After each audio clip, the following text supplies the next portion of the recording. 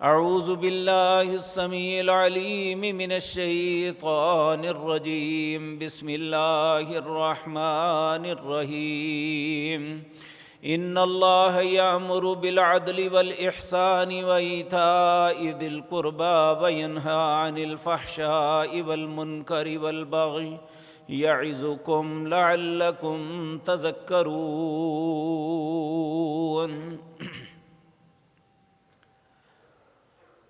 حضرات محترم، دنیا کے اندر کوئی خاندان ہے، کوئی قبیلہ ہے، یا انسان کی اپنی خانگی زندگی ہے، یا کسی بھی ملک کا، کسی بھی شہر کا معاشرہ ہے، اللہ کا قانون اور اصول یہ ہے کہ عدل اور انصاف کے بغیر انسان کی زندگی کچھ بھی نہیں، بلکہ یہ ایک حقیقت ہے جس کا اظہار اللہ نے سورۃ آل عمران کے اندر یہ فرمایا۔ اللہ فرماتے ہیں شہد اللہ انہ لا الہ الا ھو والملائکۃ واولو العلم قائما بالقسط۔ اللہ اس بات کی شہادت دیتا ہے کہ اللہ کے علاوہ کوئی الہ نہیں، اس کے فرشتے بھی اس بات کی شہادت دیتے ہیں، اور اہل علم بھی اس بات کی شہادت دیتے ہیں کہ اللہ کی یہ کائنات جو ہے یہ انصاف کے اوپر قائم ہے۔ اگر اللہ کی اس کائنات کے اندر بھی نعوذ باللہ انصاف نہ ہوتا تو یہ کائنات بھی قائم نہ رہ سکتی۔ اور یاد رکھیں ایک ایسا وقت آئے گا جب کائنات میں عدل و انصاف بالکل ختم ہو جائے گا، صرف ظلم باقی رہ جائے گا۔ تو نبی کریم صلی اللہ علیہ وسلم نے فرمایا ان من اشرار الناس، وہ دو دنیا میں بدترین لوگ ہوں گے جو صرف ظلم پہ جئیں گے، اللہ انہی بدترین لوگوں پہ قیامت کو قائم کرے گا۔ آج جب ہم اپنے معاشرے میں، اپنے خاندانوں میں، اپنے گھروں کے اندر دیکھتے ہیں، ہر آنے والے وقت میں عدل و انصاف جو ہے ہم سے چھن رہا ہے۔ ہم اس بات سے محبت کرنے کے بجائے، عدل انصاف کرنے کے بجائے نا انصافی جو ہے اپنی زندگی کا ماٹو بنا رہے ہیں۔ اللہ نہ کرے کیا ہم اس لائن کی طرف تو نہیں بڑھ رہے جن کے متعلق رسول اللہ نے فرمایا کہ ان من اشرار الناس، سب سے بدترین کے معاشرے کے اندر وہ لوگ ہوں گے، یا اس دنیا اس زمین کے اوپر سب سے بدترین وہ لوگ ہوں گے جو ظلم کریں گے۔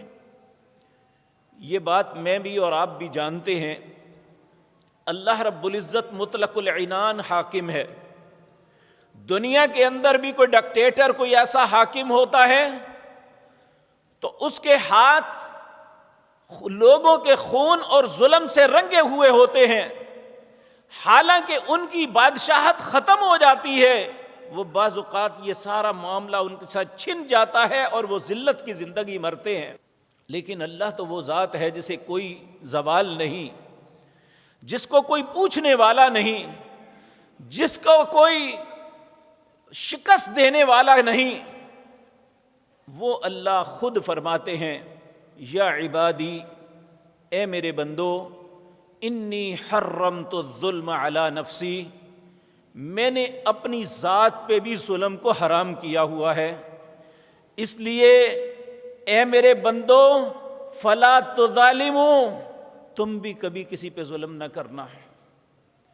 نبی کریم صلی اللہ علیہ وسلم نے ارشاد فرمایا کہ یہ بات مجھے رب نے کہی کہ اے میرے بندوں کو اس بات کا پیغام دے دو کہ جب ایک مظلوم آدمی اپنے دوسرے کے ظلم پہ پریشان اور تنگ ہو کے اللہ سے دعا مانگتا ہے تو اللہ اور اس کے عرش کے درمیان کوئی پردہ نہیں ہوتا۔ اللہ اپنی عزت کی قسم کھا کے کہتا ہے کہ میں تیری ضرور مدد کروں گا، ظالم کو ضرور سزا دوں گا، چاہے کچھ مدت کے بعد۔ اللہ رب العزت نے واضح طور پہ سورۃ ابراہیم میں فرمایا وَلَا تَحْسَبَنَّ اللَّهَ غَافِلًا عَمَّا يَعْمَلُ الظَّالِمُونَ، کوئی شخص اس بات پہ گمان نہ کرے کہ اللہ ظالموں کے ظلم سے غافل بیٹھا ہوا ہے، بلکہ انما یؤخرہم، اللہ ظالم کو مہلت دیتا ہے کہ تم کر لو جو کر سکتے ہو، جتنی تیرے پاس قوت ہے بروئے کار لے آؤ۔ آپ میرے عزیز بھائیو دیکھیں تاریخ میں کتنے حکمرانوں کی باتیں ہمیں ملتی ہیں، ان میں ایک حاکم تھا جس کا نام فرعون تھا، یہ مصر کا مطلق العنان حکمران تھا، اسے کوئی پوچھنے والا نہیں۔ اس وقت کے اچھے مسلمان لوگ اس کے غلام تھے بنی اسرائیل، اور یہ ان پہ ظلم کرتا۔ ایک خواب کی بنیاد پہ اسے خواب آئی کہ بنی اسرائیل کا ایک بیٹا میری حکومت کے خاتمے کا سبب بنے گا۔ اس نے 70 سال تک یقتلون ابناءکم ویستحیون نساءکم، ان کے بیٹوں کو قتل کرتا رہا اور ان کی بیٹیوں کو زندہ رکھتا رہا، اور 70 سال ظلم یہ ختم ہو جاتا ہے۔ میرے عزیز بھائیو ایک وقت وہ آیا وَأَغْرَقْنَا آلَ فِرْعَوْنَ، اللہ فرماتے ہیں فرعون اور آل فرعون کو میں نے غرق کیا۔ كَدَأْبِ آلِ فِرْعَوْنَ وَالَّذِينَ مِن قَبْلِهِمْ كَذَّبُوا بِآيَاتِ رَبِّهِمْ فَأَهْلَكْنَاهُمْ بِذُنُوبِهِمْ وَأَغْرَقْنَا آلَ فِرْعَوْنَ وَكُلٌّ كَانُوا ظَالِمِينَ۔ سورۃ انفال ہے، اللہ فرماتے ہیں کیا تم نے فرعون اور آل فرعون کی خبر نہیں پڑھی؟ والذین من قبلہم، اس سے پہلے بھی قوموں کی خبریں تمہارے پاس آئی ہیں۔ کداب آل فرعون والذین من قبلہم کذبوا بآیات ربہم، انہوں نے اللہ کی آیات کو جھٹلایا۔ فأہلکناہم بذنوبہم، ہم نے ان کے گناہوں کے سبب انہیں ہلاک کیا۔ وأغرقنا آل فرعون، فرعون اور آل فرعون کو غرق کیا۔ وَكُلٌّ كَانُوا ظَالِمِينَ، سب کے سب ظالم تھے۔ تو ظلم کا انجام اچھا نہیں۔ اللہ رب العزت ہمیشہ عدل والے، عدل کرنے والوں کو پسند کرتا ہے۔ عدل کافر بھی کرے، اللہ اس معاشرے کے اندر بھی امن و سکون کا گہوارہ بنا دیتا ہے، اور ظلم مسلمان بھی کرے، اللہ اس مسلمان کو بھی سزا ضرور دیتا ہے۔ تو آج کی مجلس میں یہی بات عرض کرنی ہے کہ ایک مسلمان ہونے کے ناطے ہم سب رسول اللہ صلی اللہ علیہ وسلم کا کلمہ پڑھتے ہیں۔ آپ کی زندگی کا ماٹو کیا تھا؟ آپ نے کس بات کی دعوت دی؟ عرب کا ایک بہت بڑا شاعر، ایک بڑا دانا اور عقل مند انسان، اس نے جب رسول اللہ صلی اللہ علیہ وسلم کے متعلق سنا، لوگوں کی مخالفت بھی دیکھی اور آپ کے چاہنے والوں کی محبت بھی دیکھی، ایک دن آپ کی خدمت میں حاضر ہو کے عرض کرنے لگا، اے محمد صلی اللہ علیہ وسلم، چونکہ ابھی مسلمان نہیں ہوا تھا، اس لیے جو مسلمان نہیں وہ رسول اللہ کو اسی طرح مخاطب کرتا، اور جو آپ کا کلمہ پڑھنے والے، آپ سے محبت کرنے والے ہمیشہ آپ کا احترام کے ساتھ نام لیتے، آپ سے بڑے اچھے انداز میں گفتگو کرتے، کیونکہ ان کے سامنے اللہ کا یہ فرمان موجود تھا، وَلَا تَجْهَرُوا لَهُ بِالْقَوْلِ كَجَهْرِ بَعْضِكُمْ لِبَعْضٍ، جس طرح تم ایک دوسرے سے بات کرتے ہو، ایک دوسرے سے گفتگو کرتے ہو، میرے نبی کے ساتھ اس طرح گفتگو نہیں کرنی، انہیں اس طرح مخاطب نہیں کرنا۔ جب یہ آیا، اس نے اسی طرح مخاطب ہوا جس طرح عام کفار ہوتے تھے، کہنے لگا اے محمد صلی اللہ علیہ وسلم، کس بات کی دعوت دیتے ہیں آپ؟ آپ نے یہ آیت پڑھی، ان اللہ یامر بالعدل والاحسان وایتاء ذی القربى وینہی عن الفحشاء والمنکر والبغی یعظکم لعلکم تذکرون۔ 6 باتیں بتائیں، 3 باتوں کا حکم دیا، 3 باتوں سے منع کیا، اور جب یہ آیت پڑھی تو ایک دم وہ چونک گیا۔ وہ عرب کا ایک پڑھا لکھا آدمی تھا، اور یہ ایک فطرتی بات ہے، جو پڑھا لکھا آدمی ہو وہ بات کی تہ تک فوراً پہنچ جاتا ہے اور بات کی گہرائی کو سمجھتا ہے۔ اور اس نے جب یہ بات سنی، اس نے کہا عرب معاشرے میں یہ بات تو کبھی کسی نے کہی نہیں۔ پھر کہنے لگا بھتیجے پھر ایک دفعہ پڑھو۔ پہلے اس نے مخاطب ہوا ایک عجیب انداز سے، جب اللہ کے پیغمبر صلی اللہ علیہ وسلم نے 6 باتیں سنائیں، ان اللہ یامر بالعدل والاحسان وایتاء ذی القربى وینہی عن الفحشاء والمنکر والبغی، کہا 3 باتوں کا حکم، 3 باتوں سے منع۔ اور اس نے جواب میں کہا واللہ ان لہ لحلاوۃ، اللہ کی قسم تیری بات تو اتنی میٹھی ہے میں حیران رہ گیا. وَإِنَّ عَلَيْهِ لَتَلَاوَةٌ ایسی بات تو بار بار پڑھی جانی چاہیے. وَإِنَّ أَصْلُهُ لَمُورِقٌ اور اس کا تنا تو پتوں سے بھرا ہوا ہے. وَأَعْلَاؤُ لَمْ مُثْمِرٌ اور اس کے اوپر تو بہت خوبصورت پھل ہے. وَمَا هُوَ بِقَوْلٍ لِبَشَرٍ اللہ کی قسم یہ کسی انسان کی بات نہیں. جس دعوت کو دیتے ہیں یہ کسی خاص شخصیت کی بات ہے، حقیقتاً یہ اللہ کا حکم تھا. اور میرے عزیز بھائیو یہ بات یاد رکھیں، عدل کرنا، عدل کو قائم کرنا، عدل کے اوپر کھڑے ہونا، یہ مسلمانوں کا ماٹو تھا، یہ اللہ کے نبیوں کا ماٹو تھا. اللہ کے کوئی نبی دنیا میں جو آئے ان کے ہاتھ ظلم سے کبھی نہیں رنگے گئے. اللہ کے نبی ہمیشہ عدل اور انصاف کرتے رہے. اللہ نے ابراہیم علیہ السلام کو عدل کا حکم دیا، اللہ نے موسیٰ عیسیٰ کو عدل کا حکم دیا، داؤد سلیمان کو عدل کا حکم دیا، اور آخری نبی جناب محمد الرسول اللہ صلی اللہ علیہ وسلم کو بھی یہ حکم دیا جا رہا ہے، ان اللہ یامر بالعدل. اے میرے پاک پیغمبر، اللہ تمہیں حکم دیتا ہے عدل کا. والاحسان عدل یہ ہوتا ہے جو کسی کا حق ہے وہ اسے دو، جو اپنا حق ہے اپنے پاس رکھو. ترازو کو پکڑو، پورا پورا تولو، جو چیز لی ہے اس کے انگیسٹ وہ چیز اسی طرح دو. احسان مسلمان کا اگلا قدم یہ ہے کہ صرف عدل پہ ہی کھڑے نہیں ہونا، بلکہ احسان کیا ہوتا ہے کہ حق آپ کا ہے، آپ کسی کے اوپر احسان کرتے ہوئے اپنے حق سے پیچھے ہٹ جاتے ہیں. پیارے نبی جناب محمد الرسول اللہ صلی اللہ علیہ وسلم نے ارشاد فرمایا، جو شخص حق پہ ہے اور وہ جھگڑا ہے، دوسرا شخص ناجائز اس کے ساتھ جھگڑ رہا ہے، وہ حق پہ ہوتے ہوئے بھی اگر جھگڑے کو ختم کرنے کے لیے پیچھے ہٹ جاتا ہے، آپ نے فرمایا میں جنت کے درمیان سفید محل کی اسے ضمانت دیتا ہوں. کیا ہم نے کبھی ایسا سوچا ہے؟ ہم تو کہتے ہیں بدلہ لیں گے، اینٹ کا جواب پتھر سے ہوگا. میرے بھائیو یہ ہمارے نبی کی تعلیمات نہیں ہے. ہمارے نبی صلی اللہ علیہ وسلم نے اللہ کا جو حکم ہم تک پہنچایا وہ یہ ہے، ان اللہ یامر بالعدل. پہلا حکم یہ ہے کہ عدل، دوسرا حکم یہ ہے احسان، تیسرا حکم یہ ہے کہ ایتاء ذی القربی، جو تمہارے قریبی رشتہ دار ہیں سب سے پہلے خاندان بناؤ. ہم نے خاندان کبھی نہیں بنایا، خاندان کو شریکہ سمجھا. اپنے بھائیوں کو، اپنے بھتیجوں کو، اپنے بھانجوں کو، اور اسی طرح نانی اور دادی کی اولاد کو کبھی اپنا تصور نہیں کیا، بلکہ اپنے دل میں کھوٹ ہی رکھی ہے. جبکہ اللہ کا حکم یہ ہے وَإِيتَاءِ ذِي الْقُرْبَىٰ. پھر 3 چیزوں سے منع کیا، وَيَنْهَىٰ عَنِ الْفَحْشَاءِ.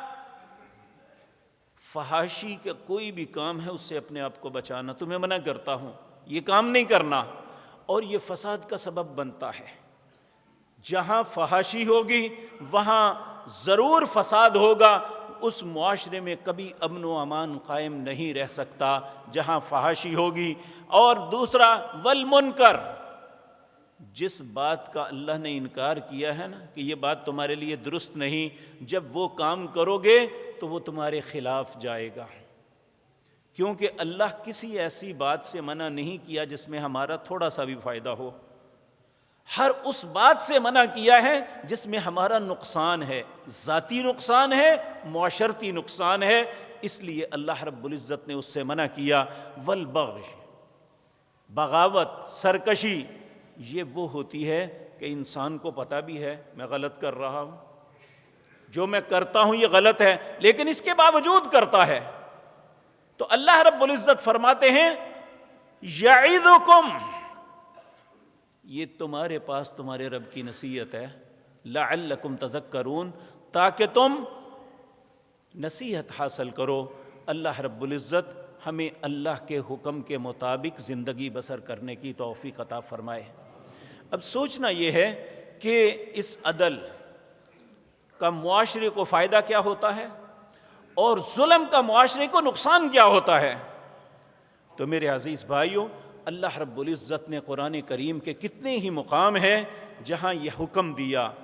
پہلا یہی حکم، ان اللہ یأمر بالعدل، اللہ تمہیں حکم دیتا ہے عدل کا، اور آپ دیکھیں کہ یہ بغاوت اور سرکشی نہیں ہے کہ ہماری عدالتوں میں یہی ترازو کا نشان ہے، اس کے اوپر یہ آیت لکھی ہوتی ہے ان اللہ یامر بالعدل، اور نیچے انصاف کے سودے ہوتے ہیں، اور وہاں قاتلوں کو چھوڑا جاتا ہے، مقتولوں کو ذلیل کیا جاتا ہے، مقتول کے خاندان کو ذلیل کیا جاتا ہے، اور مظلوم کی داد رسی کے بجائے مظلوم کے ساتھ بدتمیزی کی جاتی ہے، اور ظالم کا ساتھ بن کے اس کو اور ظلم پہ آمادہ کیا جاتا ہے۔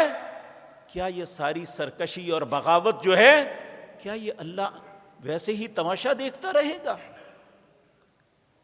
نبی کریم صلی اللہ علیہ وسلم نے ارشاد فرمایا، فیصلہ کرنے والے، دیکھیں ضروری نہیں وہ جج ہی ہوں، بے شمار مرتبہ زندگی میں ہمارے اوپر بھی فیصلہ آتا ہے کہ دو آدمی کسی بات پہ الجھ جاتے ہیں، وہ کہتے ہیں جی آپ ہمارا فیصلہ کر دیں، تو اللہ رب العزت کا حکم یہ ہے ان اللہ یأمر بالعدل۔ پھر اسی طرح سورۃ شورى کے اندر فرمایا وَأُمِرْتُ لِأَعْدِلَ بَيْنَكُمْ، مجھے حکم دیا گیا ہے میں تمہارے درمیان انصاف سے فیصلہ کروں۔ اللہ کے نبیوں کو بھی اس بات کی اجازت نہیں تھی کہ وہ فیصلہ اپنی مرضی سے کریں۔ ہم ایک بڑا عجیب و غریب واقعہ دیکھتے ہیں، بعض اوقات ہوتا ہے کہ انسان اخلاص کے ساتھ فیصلہ کرتا ہے لیکن وہ فیصلہ درست نہیں ہوتا۔ ایسا ہی معاملہ رسول اللہ کی زندگی میں ہوا ان کے ساتھ صلی اللہ علیہ وسلم۔ دو شخص تھے، دونوں ایک پراپرٹی کی ملکیت کے دعوے دار تھے۔ اس زمانے میں یہ رجسٹریاں تو ہوتی نہیں تھی، دونوں نے آ کے دعویٰ کیا کہ یہ پراپرٹی ہماری ہے۔ نبی کریم صلی اللہ علیہ وسلم نے دونوں سے دلائل سنے۔ ایک ذرا زبان کا تیز آدمی تھا، اس نے اپنا مدعا بڑے اچھے انداز میں پیش کیا، نبی کریم نے اس کے حق میں فیصلہ دے دیا، زمین اس کی ہے۔ دوسرا بندہ وہ ذرا بھولا بالا تھا، وہ اپنا مدعا بیان نہ کر سکا، اس کے خلاف فیصلہ ہو گیا۔ اب وہ ایک مخلص مسلمان تھا، اس نے سوچا چلو رسول اللہ نے فیصلہ کر دیا ہے، اللہ کے سپرد میں اس فیصلے کو قبول کرتا ہوں۔ دونوں اٹھ کے چل پڑے، تو شاید اللہ نے وحی کی، اس بات کا حدیث میں ذکر تو نہیں آتا۔ نبی کریم نے پھر دوبارہ بلا لیا، آپ نے فرمایا میرے ساتھیو، میں نے تمہارے دعوے کی بنیاد پہ، تمہاری گفتگو کی بنیاد پہ جس کی بات زیادہ مؤثر نظر آئی، میں نے اس کے حق میں فیصلہ دے دیا۔ اگر تو فیصلہ حق پہ مبنی ہے کہ میں نے جو فیصلہ کیا وہی اسی طرح اسی کی زمین تھی، تو اللہ اسے مبارک کرے اور اس میں برکت عطا فرمائے۔ اگر خدا نخواستہ ایسا نہیں ہے کہ میں نے کسی کی زبان کی تیزی کی وجہ سے اس کے حق میں فیصلہ کر دیا اور جس کی زمین تھی وہ نہیں لے سکا، تو پھر وہ سمجھ لے میں نے جہنم کے ٹکڑوں میں ایک ٹکڑا کاٹ کے اسے دے دیا ہے، چاہے وہ لے لے چاہے چھوڑ دے۔ اس بندے نے وہیں پہ ہاتھ باندھ دیا، کہنے لگا یا رسول اللہ میری زمین نہیں ہے، اسی کی ہے۔ تو اس لیے یہ بات بھی ذہن میں رکھیں، اگر ایک عدالت ہمارے حق میں فیصلہ کر دیتی ہے لیکن وہ فیصلہ درست نہیں ہے، ہمارے وکیل کی زبان کی تیزی نے وہ فیصلہ ہمارے حق میں کروا دیا، یا ہم نے جھوٹ سچ کے جو ہے گواہ کھڑے کر کے فیصلہ اپنے حق میں کروا لیا، تو وہ چیز ہمارے لیے جائز نہیں ہو جاتی، وہ جہنم کا ٹکڑا ہے، چاہے اسے لے لیں یا چھوڑ کے آ جائیں۔ تو میرے عزیز بھائیوں، پہلی بات، معاشرے کے اندر امن و امان قائم اسی وقت ہوتا ہے، معاشرے کی مضبوطی اسی بات میں ہے۔ بلکہ ایک کافر بادشاہ کی بات بڑی معروف تھی، چرچل جو انگلینڈ کا حکمران تھا، جب اس کی برطانیہ کے جرمن کے ساتھ جنگ لڑ رہی تھی، برطانوی فوج ہر میدان میں شکست کھا رہی تھی، تو اس وقت چرچل کو یہ بات کہی گئی کہ اب تو ہم شکست کھا جائیں گے، تو اس نے ایک کلمہ کہا تھا، اس نے کہا ہماری عدالتیں انصاف کرتی ہیں؟ انہوں نے کہا عدالتیں تو انصاف کرتی ہیں۔ کہنے لگا پھر ہمیں شکست کوئی نہیں دے سکتا۔ تو جب کسی ملک کی عدالتیں انصاف کریں تو اسے کوئی شکست نہیں دے سکتا، کیونکہ چاہے وہ کافر کیوں نہیں، اللہ کی مدد ان پہ ہوتی ہے جو انصاف کرنے والے ہیں۔ تو مسلمان کا تو ماٹو یہ تھا۔ آج مسلمان سے یہ بات چھن گئی کہ ہم میں سے ہر شخص ناانصافی پہ تلا ہوا ہے، جبکہ ہم اللہ رب العزت نے ہمیں حکمن فرمایا وَإِذَا حَكَمْتُمْ بَيْنَ النَّاسِ أَن تَحْكُمُوا بِالْعَدْلِ، جب تمہیں کسی چیز کا فیصلہ کرنے کے لیے مقرر کیا جائے کہ فلاں فلاں کے درمیان فیصلہ کر لو، تو پھر یہ نہ دیکھنا میرا پسندیدہ کون ہے۔ وَإِنْ حَكَمْتُمْ فَاحْكُمْ بَيْنَهُمْ بِالْقِسْطِ، اور اگر فیصلے کی بات ہو تو انصاف کے ساتھ فیصلہ کرنا، کبھی بھی یہ نہ سوچنا، بلکہ یہ بات یاد رکھیں، یہ بھی بڑی اہم بات ہے کہ آج ہمارے مناصب پہ جو لوگ فائز ہیں، ان میں اکثر لوگ سفارش یا رشوت کی بنیاد پہ فائز ہوتے ہیں، جبکہ اللہ کا حکم یہ ہے، بلکہ یہ الیکشن آئیں گے وہاں پہ بھی ہمیں یہ بات سوچنی چاہیے، ہمیں پارٹیاں یا فلاں شخص کو نہیں پیٹنا چاہیے۔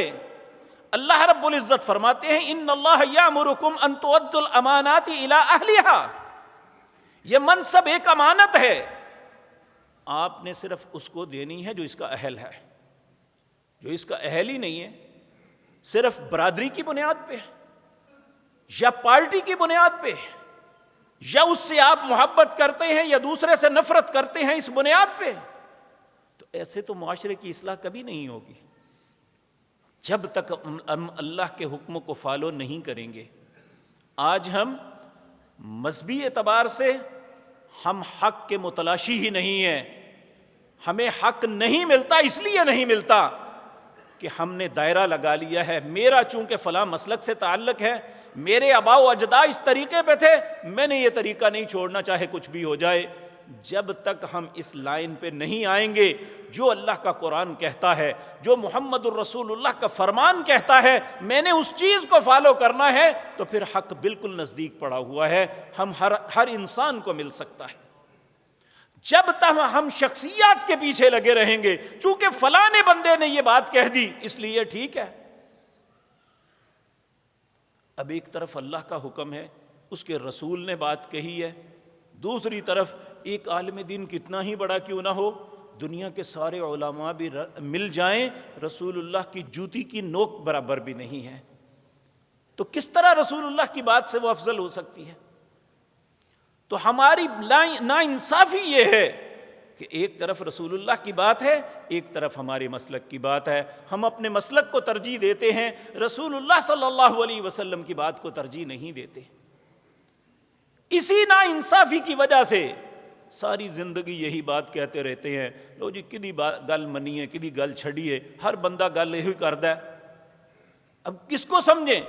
میرے بھائیوں، اللہ نے ہم سب کو شعور دیا ہے، اگر ہم اپنی زندگی کے جتنے معاملات ہیں، اگر ایک ٹریڈر ہے، سودا روز خریدنے کے لیے جاتا ہے، وہ دیکھتا ہے نا کون سا سودا درست ہے، کس میں نفع ہوگا، کس میں نقصان ہوگا، کس کا بھاؤ درست ہے، کس کا بھاؤ غلط ہے، اور کس کی جو ہے کوالٹی ٹھیک ہے، کس کی کوالٹی غلط ہے۔ وہاں وہ یہ نہیں دیکھتا کہ میں ان پڑھ ہوں یا پڑھا ہوا ہوں، اگر وہ ساری چیزیں فالو کر لیتا ہے، کیونکہ اس کا مفاد اس میں ہے کہ اگر میں نے ان چیزوں کو نہ دیکھا تو نقصان ہو جائے گا۔ تو اگر ہم زندگی کے معاملات میں اصل صحیح حقیقت تک پہنچ جاتے ہیں، صحیح چیز لا کے صحیح بیچ کے اس سے نفع کماتے ہیں، کیا دین کا ہی معاملہ اتنا مشکل ہو گیا ہے کہ جو ہمیں پتہ ہی نہیں چلا؟ اللہ نے تو یہ بات قبول نہیں کرنی۔ العیاذ باللہ، بڑی سخت بات اللہ نے فرمائی سورۃ احزاب کے اندر۔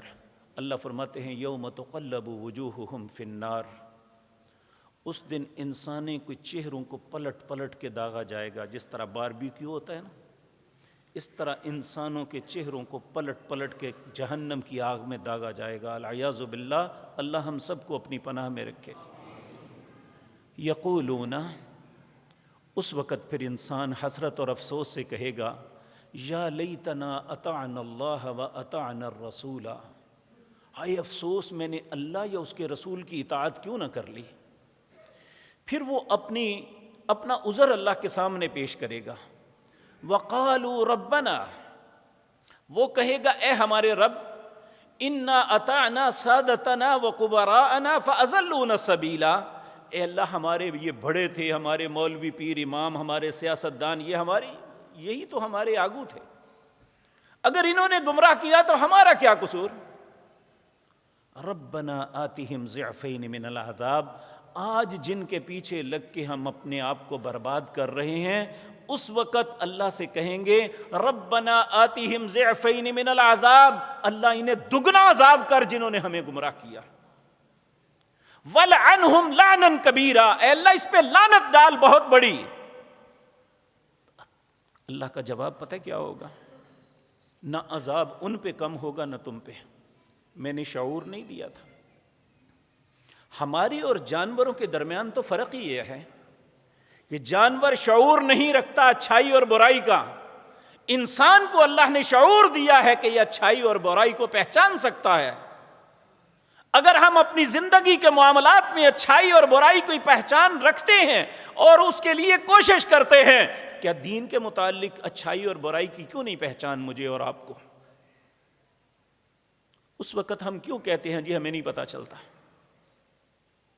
یہ ایک بہت بڑا فتنہ ہے میرے بھائیوں۔ نبی کریم نے ایک دعا سکھلائی، ہمیں اس دعا کو اپنی زندگی کا حصہ بنانا چاہیے۔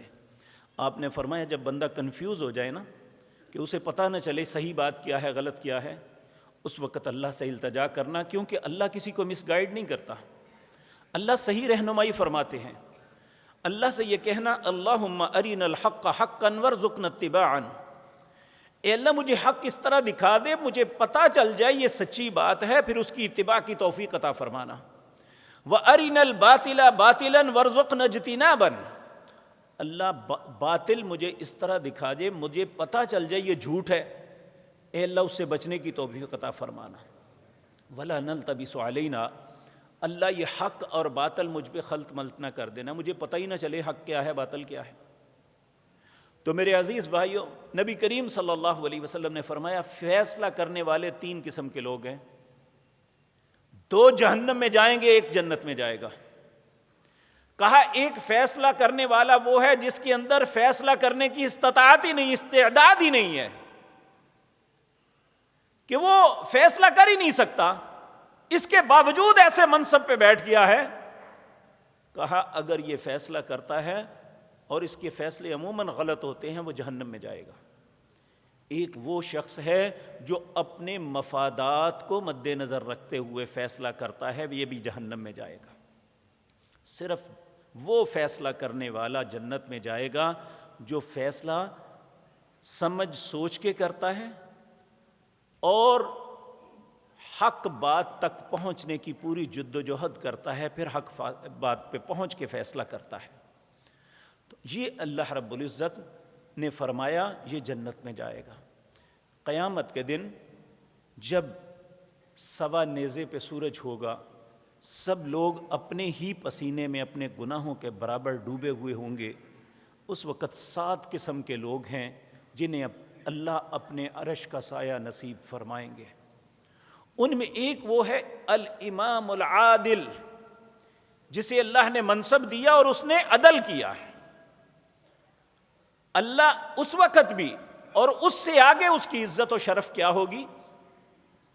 نبی کریم صلی اللہ علیہ وسلم نے فرمایا عدل کرنے والا شخص، چاہے ایک باپ ہے اپنی اولاد کے درمیان عدل کرنا ہے، خاندان کا سربراہ ہے اپنے خاندان میں عدل کرنا ہے، وقت کے اوپر چھوٹا یا بڑا حاکم ہے اس نے اپنی رعایا پہ عدل کرنا ہے، قیامت کے دن اللہ کے دائیں طرف نور کے ممبروں پہ اللہ انہیں بٹھائے گا جو انسان دنیا میں عدل کرتا ہے۔ اس لیے یہ ہمارا مفاد ہے اس میں۔ ایک تو یہ کہ عدل کرنے والا خود انعام کا مستحق بنتا ہے، دوسرا یہ کہ سب لوگ اس کے عدل کی وجہ سے اس کے لیے دعا کرتے ہیں، اس کے لیے خیر سوچتے ہیں۔ نبی کریم صلی اللہ علیہ وسلم کے ایک صحابی تھے نعمان بن بشیر رضی اللہ تعالی عنہ۔ یہ بڑے ہی نیک اور اپنے باپ کے بڑے فرما بردار تھے۔ ان کے باپ بشیر نے ایک تحفہ دینا چاہا، ایک حدیث میں آتا ہے ایک باغ تھا، کہنے لگے میں اس کو دینا ہے۔ ان کی زوجہ محترمہ کہنے لگی نہیں ہمارے اور بھی بیٹے ہیں، آپ اس طرح نہ کریں، انہیں نہ دیں۔ کہنے لگے نہیں یہ بڑا فرما بردار ہے، اسے میں نے یہ تحفہ دینا ہے۔ وہ آڑے آئی، گھر میں ایک کلیش بن گیا، تو وہ کہنے لگی اچھا اگر آپ دینا ہی چاہتے ہیں تو پھر آپ اس طرح کریں کہ نبی کریم صلی اللہ علیہ وسلم سے پوچھ لیں، یعنی انہیں گواہ بنا لیں۔ اس نے کہا چلو ٹھیک ہے میں یہ بات کر لیتا ہوں۔ یہ اپنے بیٹے نعمان کو لے کے نبی کریم کی خدمت میں حاضر ہوا اور جا کے عرض کی یا رسول اللہ ہمارے گھر میں ایک کلیش بن گیا ہے۔ نے فرمایا کس بات کا؟ کہنے لگے یہ میرا بیٹا ہے اور بڑا ہی فرما بردار ہے، میں اسے ایک باغ تحفے میں دینا چاہتا ہوں، لیکن میری بیوی آڑے آ رہی ہے، کہتی ہے نہیں یا رسول اللہ کو گواہ بنا لو تو مجھے کوئی اعتراض نہیں، وگرنہ ایسے نہیں دے سکتے۔ دوسرے جو ہیں ان کے دل میں خیال آئے گا، ان کا دل ٹوٹے گا۔ تو نبی کریم صلی اللہ علیہ وسلم نے بھی پوچھا کیا سارے بچوں کو دے رہے ہو؟ اس نے کہا نہیں۔ آپ نے فرمایا اٹھ کے چلے جاؤ، اس ظلم کے اوپر میں گواہ نہیں بن سکتا۔ تو ماں باپ کو بھی چاہیے، آج آپ دیکھیں اپنی طرف سے ماں باپ جو ہے ترازو اپنے ہاتھ میں پکڑتے ہیں اولاد کے اندر اپنی جائیداد کی تقسیم کے لیے، کہ اس بیٹے کو اتنا دے دو، اس کو اتنا دے دو، اس کو اتنا دے دو، بیٹی کو چل تم اپنے پرامانو معاف کر دے۔ آج تک کسی بھائی نے بھی اپنی بہن کو کہا ہے کہ میں اپنا حق چھوڑتا ہوں؟ کہ یہ صرف بیٹیوں کے اوپر ہے کہ وہ اپنے بھائیوں کے لیے سارا حق چھوڑیں اور باپ اپنے بیٹوں کے لیے یہ سارا کچھ کرتا ہے؟ پتہ ہے اس کی جزا کیا ہے، سزا کیا ہے؟ نبی کریم صلی اللہ علیہ وسلم نے فرمایا ایک بندہ 70 سال تک عبادت کرتا رہے، اس نے اپنی زندگی میں کبھی کوئی گناہ نہیں کیا، اور 70 سال کے بعد اپنی اولاد کے حق میں غلط وصیت کر جاتا ہے نا، تو 70 سال جہنم کے اندر نیچا جا گرے گا۔ ہم نے یہ تماشا ہی سمجھ لیا ہے، اس بات کی اہمیت ہی نہیں تصور کرتے کہ دیکھیں جی میری جائیداد ہے، میں اب جس کو مرضی تقسیم کروں۔ یاد رکھیں ایک ذہن ہے جو میرا ہے، ایک حکم ہے جو رسول اللہ کا ہے۔ میں کیا ساری دنیا کے انسان بھی مل کے ایک ذہن بنا لیں اور ایک طرف رسول اللہ کا حکم ہو تو ہم سب کی بات اللہ کی نظروں میں ایک زیرو سے زیادہ اہمیت نہیں رکھتی، اللہ کی نظروں میں اپنے نبی کی بات کی اہمیت ہے۔ نبی کریم صلی اللہ علیہ وسلم نے فرمایا لا وصیۃ لوارث، عدل کا تقاضا یہ ہے کہ جن کو وارث اللہ نے بنایا ہے ان کو الگ سے وصیت نہیں کر سکتے، لو جی فلاں فلاں چیز اس بیٹے کو دے دو۔ ہاں ایک بات ہے، یہ بھی ہم ظلم کرتے ہیں کہ بعض بچے ہمارے ساتھ کاروبار میں شریک ہو جاتے ہیں، وہ ہمارے ساتھ محنت کرتے ہیں، لیکن ہم ان کی محنت کا صلہ انہیں نہیں دیتے، اور وہ بھی کہتے ہیں کوئی بات نہیں، لیکن جب تقسیم کا وقت آتا ہے تو ان کی پوری زندگی کی محنت رائیگاں جاتی ہے، جنہوں نے کچھ بھی نہیں کیا ہوتا وہ ان کے برابر میں کھڑے ہو جاتے ہیں۔ جب انسان کے ساتھ اس کا اولاد میں سے کوئی شریک کاروبار میں ہوتا ہے تو اس کی کرندگی رکھنی چاہیے، تو اگر ایسا نہیں کرتا تو وہ ظلم کر رہا ہے اپنی اولاد کے ساتھ۔ تو یاد رکھیں معاشرے کے اندر بھی انصاف اس وقت ہوتا ہے جب انسان اپنے خاندان میں انصاف شروع کرے، اپنی ذات پہ انصاف شروع کرے۔ اللہ رب العزت نے تو ایک خامد کو اپنی بیوی کے ساتھ ناانصافی کرنے پہ اتنا خبردار کیا ہے، اللہ رب العزت نے فرمایا میں تمہیں اجازت دیتا ہوں، تم 2 کرو، 3 کرو، 4 کرو۔ فَإِنْ خِفْتُمْ أَلَّا تَعْدِلُوا، اگر تمہیں اس بات کا اندیشہ ہے، خوف ہے کہ میں ان کے درمیان انصاف نہیں کر سکوں گا، تو پھر یاد رکھو وَإِنْ خِفْتُمْ أَلَّا تَعْدِلُوا فَوَاحِدَةٌ، پھر ایک ہی کرنا، پھر دوسری کی سوچنا بھی نہ۔ نبی کریم صلی اللہ علیہ وسلم نے فرمایا جس نے 2 شادیاں کی اور اس نے ایک کو تو بڑی محبت سے رکھا اور دوسرے کے ساتھ زیادتی کی، اس کا خیال نہ رکھا، جب قیامت کا دن ہوگا جس طرح ایک فالج زدہ آدمی آتا ہے، اس کا آدھا دھڑ تو کام کر رہا ہوگا، آدھا دھڑ مفلوج ہوگا۔ یہ گھر کے اندر انصاف ہے۔ تو جب ایک انسان کو معاشرے کے اندر ذمہ دار بنایا جاتا ہے، جب وہ معاشرے کے اندر ہر شخص پہ ظلم کرے گا، وہاں عدل نہیں کرے گا، وہ اللہ کی عدالت میں پیش ہوگا تو اس کی حالت کیا ہوگی؟ یہ تو صرف دو بیویوں کا معاملہ ہے کہ اس نے ایک کے ساتھ تو محبت کی اور دوسرے کے ساتھ ناانصافی کی، قیامت کے دن اللہ کی بارگاہ میں مفلوج ہو کے پیش ہوگا۔ تو جو شخص پورے معاشرے کو ناانصافی دیتا ہے وہ اللہ کی عدالت میں جائے گا تو اس کا معاملہ کیا بنے گا؟ یہ صرف آپ کا معاملہ نہیں، اس منبر کا بھی تقاضا یہ ہے کہ ان کا انصاف یہ ہے کہ میں اپنے مسلک کو، اپنی ذات کو مد نظر نہ رکھوں، میں آپ کے سامنے وہ بات کروں جو اللہ یا اس کے رسول نے کہی ہے، کیونکہ یہ منصب ملا ہی اللہ اور اس کے رسول کی وجہ سے ہے۔ اس جگہ کو منبر رسول کہتے ہیں۔ یہاں میری بات کی کیا اہمیت ہے؟ میری کیا حیثیت ہے یہاں پہ؟ اگر اللہ نے یہاں کھڑا کیا ہے تو اگر میں رسول اللہ کی بات میں خیانت کرتا ہوں تو یہ ناانصافی کر رہا ہوں، اور جتنے لوگ میری غلط بات پہ آمادہ ہو کے اس پہ عمل کریں گے اس کا ذمہ دار میں ہوں۔ اس لیے میرے عزیز بھائیوں، اللہ رب العزت تو یہ بھی نہیں چاہتے کہ جس سے آپ کی دشمنی ہے، آپ کی دوستی نہیں ہے، دشمنی ہے، اللہ اس کے متعلق بھی کہتا ہے، یا ایھا الذین آمنو، اے لوگو جو ایمان لائے ہو، کونوا قوامین بالقسط، کونوا قوامین للہ شہداء بالقسط، اہل ایمان اللہ کے لیے گواہ بن کے کھڑے ہو جاؤ اور انصاف کرو۔ ولا یجرمنکم شنآن قوم علی الا تعدلوا اعدلوا هو اقرب للتقوی، کسی قوم کی دشمنی کہیں تمہیں مجرم نہ بنا دے کہ اس کی دشمنی کی بنیاد پہ فیصلہ غلط کرو کہ اس فیصلے پہ تم مجرم بن جاؤ گے،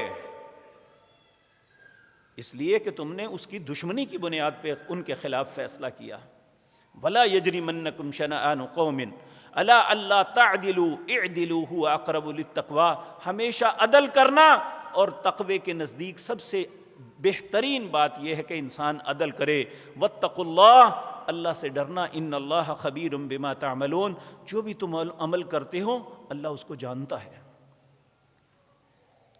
یہ تو بات ہے دوسرے کی۔ اب انسان کی اپنی ذات کی بات، اللہ رب العزت فرماتے ہیں، یا ایھا الذین آمنوا کونوا قوامین بالقسط شہداء للہ ولو علی انفسکم، اہل ایمان کھڑے ہو جاؤ انصاف کے ساتھ، اللہ کے لیے گواہی دو، چاہے اپنی ذات کے خلاف دینی پڑے۔ یہ اسلام کی عدل کی انتہا ہے کہ اگر اپنے خلاف گواہی دینی پڑے تو دے دو۔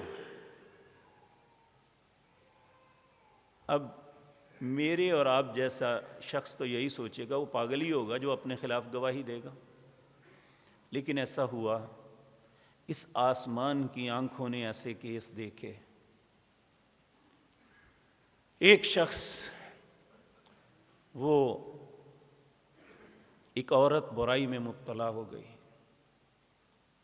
اور اس برائی کا نتیجہ حمل کی صورت میں اسے ہوا۔ وہ نبی کریم کی خدمت میں آئی، کہنے لگی مجھے سزا دیجیے۔ آپ نے فرمایا جاؤ حمل کے ظاہر ہونے کا انتظار کرو۔ جب اس کے ہاں بچہ پیدا ہوا، کتنی مدت گزری ہوگی؟ اب جن لوگوں کے اندر ایمان تھا انہیں اللہ کے حکم کی بڑی حیا ہوتی ہے۔ جب اس کے ہاں بچہ پیدا ہوا، بیٹا ہوا، تو وہ اس کو لے کے آ گئی، جی ہو گیا ہے، اب مجھے سزا دے دیجیے۔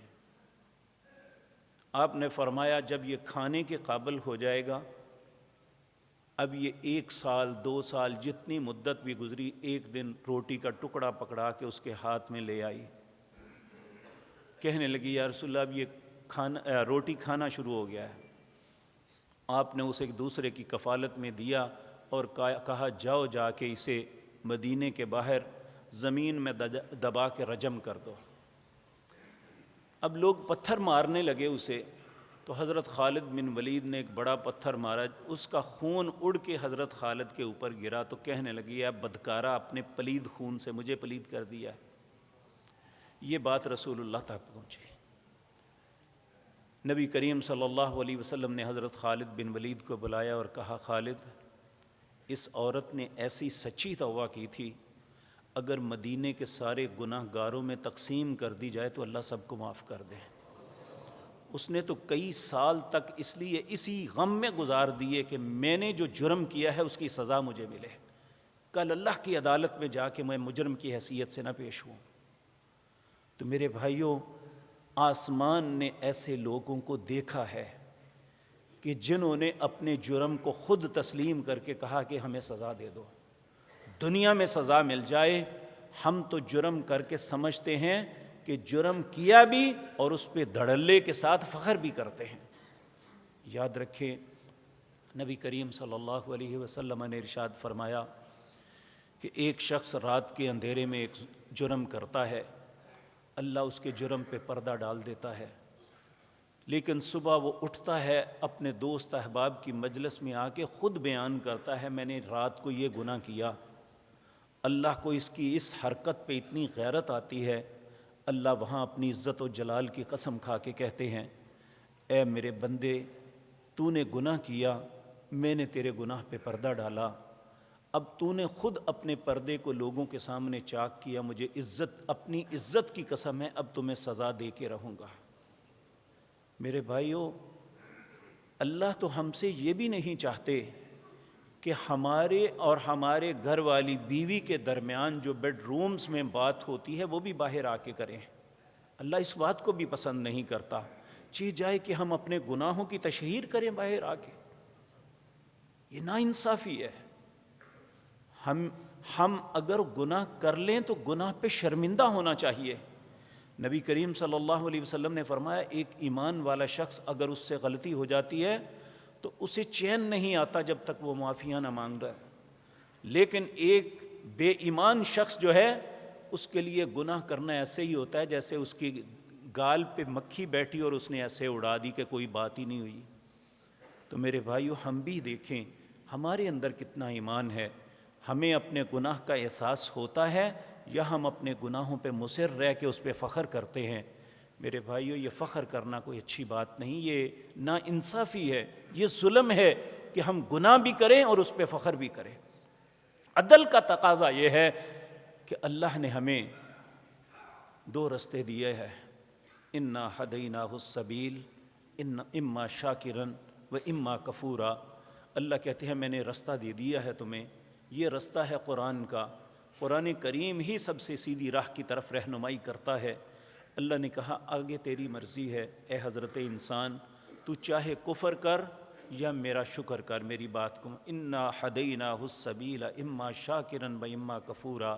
لیکن کوئی بھی عمل کرنے سے پہلے اس انجام کو سوچ لینا، انا اعتدنا للکافرین سلاسلا واغلالا وسعیرا۔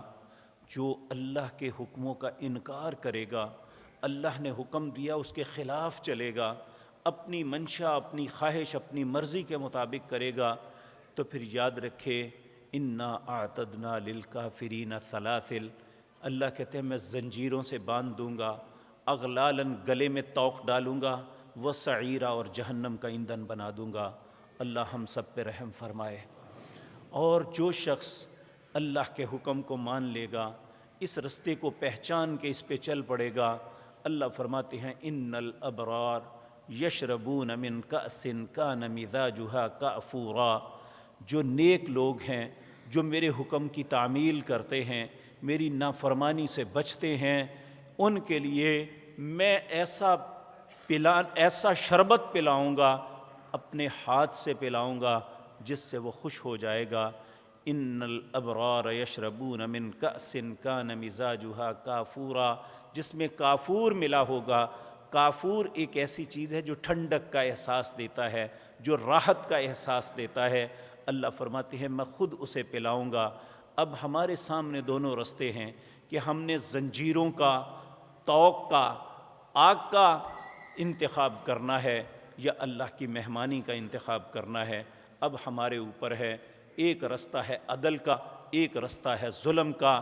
عدل یہ ہے جو آپ کا حق ہے وہ آپ لیں، جو دوسرے کا حق ہے وہ خوشی سے دوسرے کو دے دیں، جو ہمارا حق ہے وہ ہم لیں، جو اللہ کا حق ہے اس کے حق کو تسلیم کریں، جو ہمارا حق ہے وہ ہم اس کے مطابق چلیں، جو ہمارے نبی جناب محمد الرسول اللہ کا حق ہے ہم اس حق کی قدر کریں۔ اگر یہ سب کچھ ہوگا تو ہمارے لیے وہ رستہ ہے۔ ان الابرار یشربون من کأس کان مزاجها کافورا۔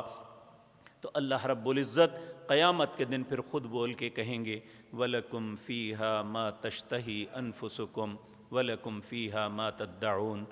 جو تمہاری خواہش ہے، جو تمہاری مانگ ہے، مجھ سے مانگو میں عطا کروں گا۔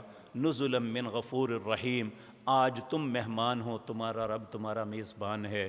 اللہ رب العزت ہم سب کو اس رستے پہ چلا دے، اللہ ہم سب کو برے رستے سے محفوظ فرما دے، اللہ ظلم اور زیادتی سے ہمیں بچا دے، اللہ عدل اور انصاف والے رستے پہ ہم سب کو ڈال دے۔